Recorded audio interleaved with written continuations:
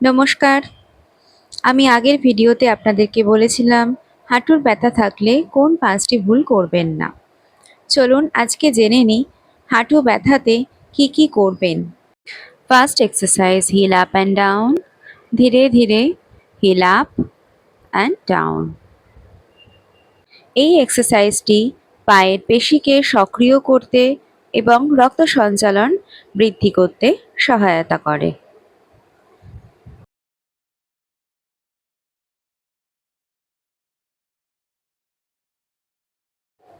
Next to up and down.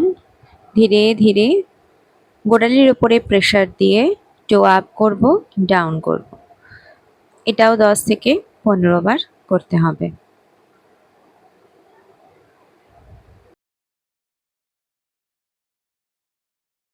Next করব জানু সঞ্চালন ক্রিয়া। এটি হাঁটুর জয়েন্ট সচল রাখে, হাঁটুর জড়তা কমাবে আর হাঁটুর চারিপাশে যে পেশি রয়েছে তাকে সক্রিয় রাখতেও সাহায্য করবে।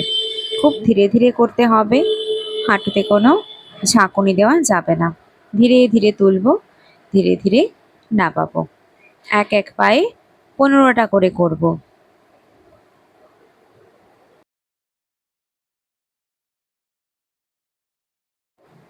আবার পা চেঞ্জ করে একইভাবে ধীরে ধীরে উপরে তুলব, নিচে নামাবো।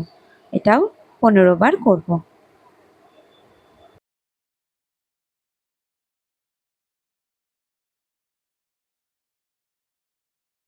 নেক্সট করব অর্ধ তিতলি আসন। এখানে একটি গুরুত্বপূর্ণ বিষয় মাথায় রাখতে হবে। যদি আপনার হাঁটুতে খুব ব্যথা থাকে এবং হাঁটুর চারিপাশে যদি ফোলা থাকে আর যদি অস্ত্রোপচার হয়ে থাকে কিছুদিনের মধ্যে, তাহলে এই আসনটি করা যাবে না। যাদের এই সমস্যাগুলো নেই, সামান্য হাঁটু ব্যথা রয়েছে, তারা করতে পারবেন।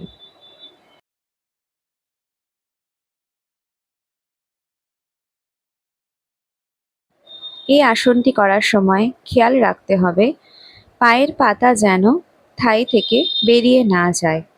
থায়ের উপরে থাকবে পায়ের পাতা, আর এভাবে বুকের কাছে টেনে নিয়ে এসে হাঁটুকে উপর থেকে নিচে প্রেস করতে হবে, খুব ধীরে ধীরে। এক এক পায়ে 15টা করে করলেই হবে।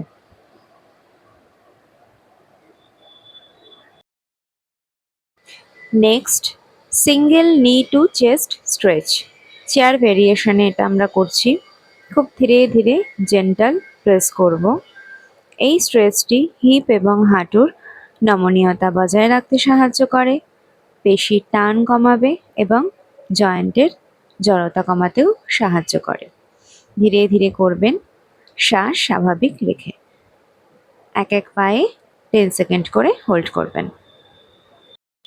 নেক্সট করবেন নি রোটেশন। হাঁটুর তলায় এভাবে হাত দিয়ে ধীরে ধীরে ক্লকওয়াইজ 5 বার, অ্যান্টি ক্লকওয়াইজ 5 বার এভাবে পাকে ঘোরাবেন। তাতে এই এক্সারসাইজটি আমাদের কোয়াড্রিসেপ মাসল এবং হ্যামস্ট্রিং মাসলকে সক্রিয় রাখতে সাহায্য করে। এটি নিয়মিত অভ্যাসে হাঁটুর জয়েন্ট সচল হয়, জড়তা কমে আর রক্ত সঞ্চালন উন্নত করে। নেক্সট করব সিট টু স্ট্যান্ড। ধীরে ধীরে চেয়ার থেকে উঠে দাঁড়ান, আবার ধীরে ধীরে বসুন। এই এক্সারসাইজটি আমাদের কোয়াড্রিসেপ মাসলকে, হ্যামস্ট্রিংকে এবং গ্লুটস মাসলকে সক্রিয় রাখতে সাহায্য করে, যার ফলে হাঁটুর শক্তি এবং স্থিতিশীলতা বাড়ে। এই রকম আরও নিরাপদ ও কার্যকর যোগা থেরাপি শিখতে আমার পেজটিকে ফলো করুন। আর নিয়মিত অনলাইন বা অফলাইন ক্লাসে যোগ দিতে চাইলে আমাকে হোয়াটসঅ্যাপে যোগাযোগ করুন। সুস্থ থাকুন, আসন করতে থাকুন।